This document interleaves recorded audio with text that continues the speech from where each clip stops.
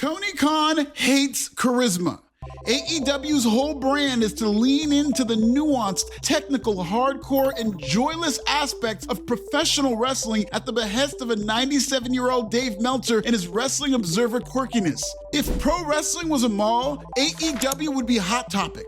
Not that there's even anything wrong with that, but Hot Topic, like AEW, only serves a niche audience that's as specific as it is volatile. What has resulted is an ecosystem of uncool, leading to lower ratings, declining ticket sales, and smaller venues.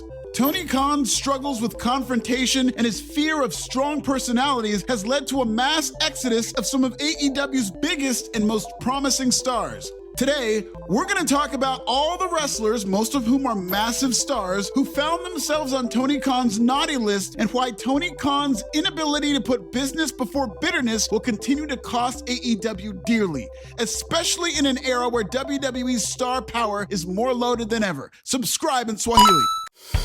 Pro Wrestling Bits. Kamille has a starring role in the major motion picture film Queen of the Ring, where she plays June Byers. The promising star was signed by AEW only to sit in purgatory for months. AEW finally found a role for Kamille as Mercedes Monet's Heater, where Kamille was prominently featured on TV. But after only a few months together, AEW just randomly split up Mercedes and Kamille. Excuse me? The beef between Bad Baby and Alabama Barker lasted longer than this. Mercedes was booked to badmouth Kamille in promos with no build, and before the two even had a single match, Kamille disappeared from TV just in time for her starring role on Queen of the Ring. What made this especially awkward is AEW actually promoted Queen of the Ring, but they refused to mention Camille's name. That's like WWE saying, make sure you watch Moana starring Troy Polamalu and nobody else. Kamille appeared on AEW Op Jim Cornette's podcast, all but signaling the end of her run in AEW. Even when Kamille was doing junkets, she dodged any and all mentions of AEW. It's been a little while since we've seen you on TV. Any update on when we might see you back on TV? My client has chosen not to comment on the matter at hand. Okay. But we are open for more questions. Okay. Yeah, absolutely. I don't get it. AEW is a secondary company and always will be. So any chance the promotion gets to run with mainstream press is a godsend. Yet Tony Khan chose to double down on silencing Kamille instead of at least promoting her as an AEW star who's in a major motion picture film. Freezing out potential top stars is a Tony Khan staple, and nobody knows this better than Ricky Starks. Starks was taken off TV after a brief tag team run with Big Bill, and shortly after an awkward exchange with Cope. Sadly, you didn't take style from the other place, but either way. And you took it from The Rock. Either Good job. way.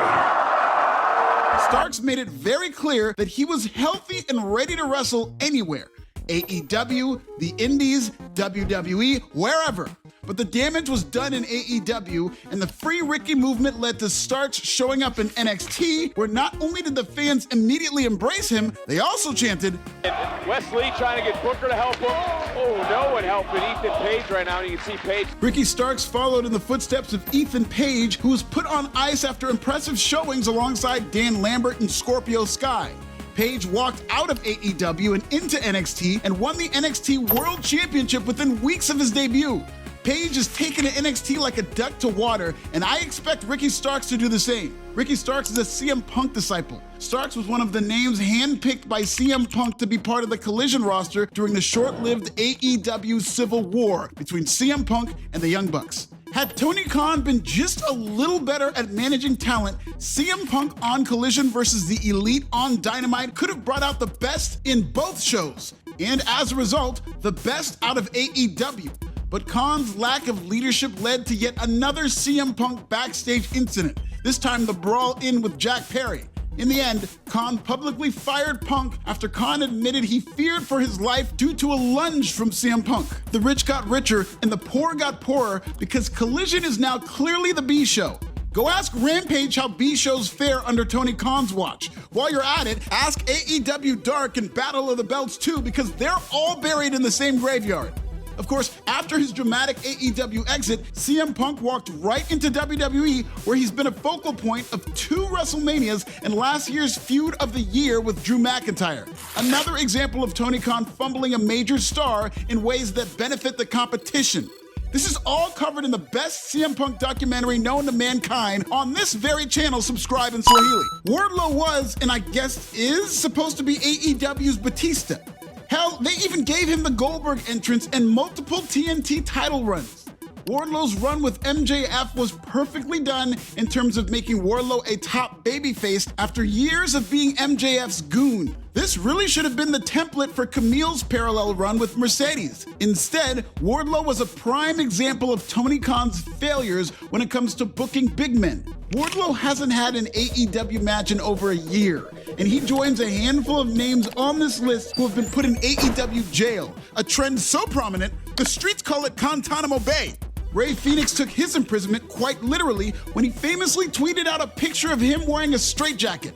Not hard to read too much into this one, because Fenix clearly felt he was being held captive as a prisoner of Guantanamo Bay. Fenix has recently been let out of his contract and is expected to sign with WWE imminently, where he'll likely reunite with his red-hot hermano, Penta. Like Ricky Starks, Penta was able to leave his AEW contract and almost immediately debut in WWE. In short order, Penta has become one of the biggest stars on the WWE Raw roster and seems to have landed himself a plush WrestleMania feud with Braun Breaker for the Intercontinental Championship. AEW's mass exodus in 2025 also includes Miro and Malakai Black, who each disappeared from AEW after reports of them not wanting to do jobs. Once upon a time, at different times, both Miro and Malakai came off as the biggest stars in AEW. Miro's run as God's favorite champion was godlike. Malakai Black's rollout, where he squashed Cody Rhodes, was peak dynamite. After each seemed like world championship material during better days in AEW, each gradually tumbled down the card as AEW's viewership tumbled year to year. With both Miro and Malakai now free agents, their return to the Fed is imminent, either during WrestleMania season or the Raw after WrestleMania. I mentioned Cody Rhodes earlier, and Rhodes' 2022 departure was probably one of the biggest blows in AEW history. You could probably trace all of AEW's struggles back to Cody Rhodes' exit. CM Punk was a free agent signing who became AEW's biggest star for a while, but Cody Rhodes was the promotion's heart and soul, the adult in the room, an EVP who was integral to the launch of AEW. Yet Tony Khan thought it would be a good idea to let Rhodes work without a contract up to his final appearance on Dynamite in February of 2022. In fact, Khan seemed to think it was an even better idea to not sign Rhodes to a deal altogether. Less than 2 months later, Rhodes showed up to WrestleMania 38 as a surprise opponent for Seth Rollins. Let's take a quick look at how Cody Rhodes is doing post-AEW.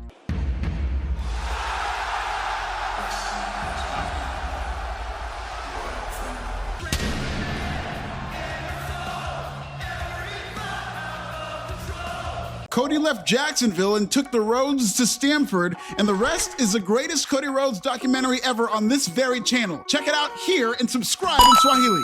Remember Jack Perry from earlier?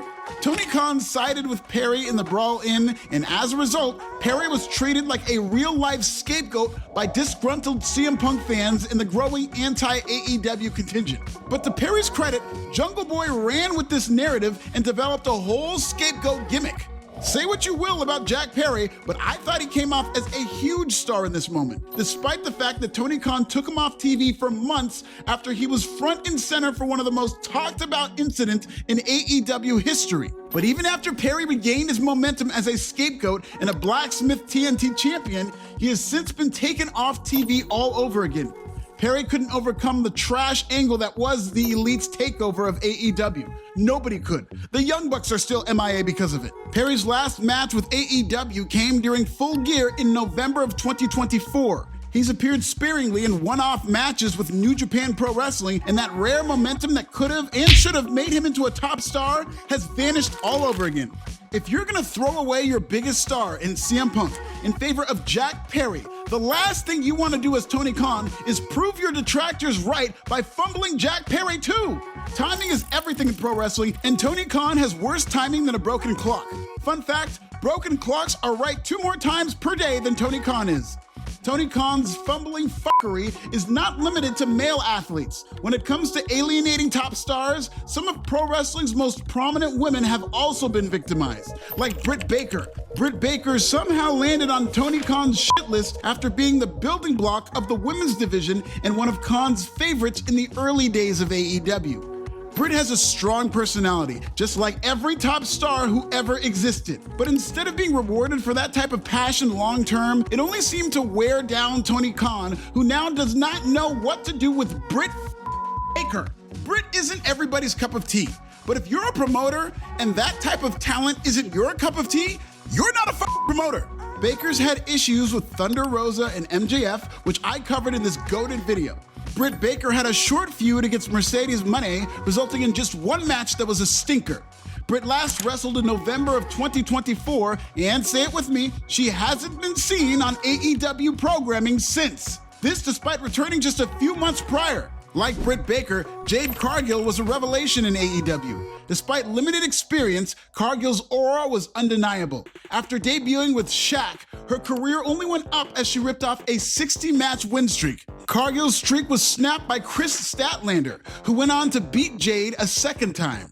Cargill's contract expired, and guess where AEW's biggest star of its women's division went after that? You guessed it, WWE. Cargill is now in the middle of what's shaping up to be one of the best angles in years alongside Naomi and Bianca Belair. Sammy Guevara started as one of AEW's pillars, but has since become one of two pillars to crumble under Tony Khan's watch like Jack Perry. Guevara is no stranger to drama. He had to apologize after some wild remarks about Mercedes Moné. He got into a fistfight with Andrade at an AEW event when it was on site after a Twitter fight. Ever the pacifist, Tony Khan was helpless to stop any of this. Andrade is actually a candidate to be on this list, but I don't consider him to be a victim of Tony Khan's incompetence as much as things just didn't seem to work out between the two sides. Anyway, Sammy Guevara's last straw seemed to come when Guevara injured Jeff Hardy, and Guevara's career has never been the same since. Guevara was once hailed as a pillar. In fact, there seemed to be a legit bond between him and Tony Khan, who went to his wedding and danced around like a complete dork. Guevara can now be seen barely on ROH television. Max Caster was once part of AEW's hottest act, the Acclaimed. Caster, Anthony Bowens, and Daddy Ass were a perfect mid-card act with potential for growth. They had a cool factor that AEW lacks throughout its product. Max Caster's freestyles were weekly highlights. Anthony Bowens was the glue that kept the group together with solid wrestling. And Daddy Ass brought another layer of much-needed sports entertainment as a de facto team mascot. At the Acclaim's peak, and as they were selling merch like crazy, the team randomly lost to the Ass Boys and violently fell down the card after. Now, Caster is doing a best wrestler alive gimmick where the gimmick is for Caster to lose every match in seconds like he's a jabroni. Caster is doing a John Cena rapper gimmick, but is wrestling like he's doing the reverse John Cena Open Challenge. Bowens and Daddy Ass have all but disappeared. The rise and fall of the Acclaimed is yet another story of Tony Khan having a good thing going, only to let it go to waste for no damn reason. Tony Khan's victims are just as common outside of the ring as they are in it. A frustrated Chris Charleton said the quiet part out loud when he called Tony Khan a money mark and accused AEW of gutting and stealing from New Japan Pro Wrestling to the detriment of both companies. Charleton was suspended indefinitely from New Japan commentary for his remarks. Fellow New Japan commentator Kevin Kelly sued Tony Khan after being fired from AEW amid Kelly's controversial comments on social media about Ian Riccaboni. Kelly, alongside Brent and Brandon Tate, sued AEW for defamation. In November of last year, a federal judge in Pennsylvania ruled in favor of AEW and moved the case to a Florida court. Speaking of legal issues, AEW's latest lawsuit came from former AEW wrestler Ryan Nemeth. Nemeth sued AEW, Tony Khan, and CM Punk with claims of assault, breach of contract, breach of implied covenant of good faith and fair dealing, and intentional interference with prospective advantage. Nemeth played a bit role in the CM Punk saga against AEW. Punk reportedly confronted Nemeth backstage after Nemeth took a shot at Cousin Phil on Twitter. What resulted was a truly cartoonish lawsuit that reads like federal court fanfiction. The lawsuit is ongoing, but I expect poor Ryan to take an L in federal court the same way he's taken an L in the court of public opinion. And the final and possibly the biggest victim of Tony Khan is the Jacksonville Jaguars franchise. Tell him, Bill. I don't think the Jaguars will ever get it. And one of the reasons they'll never get it is because the owner's son, who runs the team, also runs AEW and writes all the scripts for it every week. And I just don't think they're on the ball, is my take. Literally, Tony Khan, the son of the owner of the Jags, showed up, I think last year's draft, was it, where he had the neck brace from whatever they were doing at AEW? Yeah, because he was doing an AEW bit, Yeah, which is a good summation of how the Jags are run. Check out this video and subscribe. Who are some other victims of Tony Khan during AEW's current downturn? Tell me in the comments!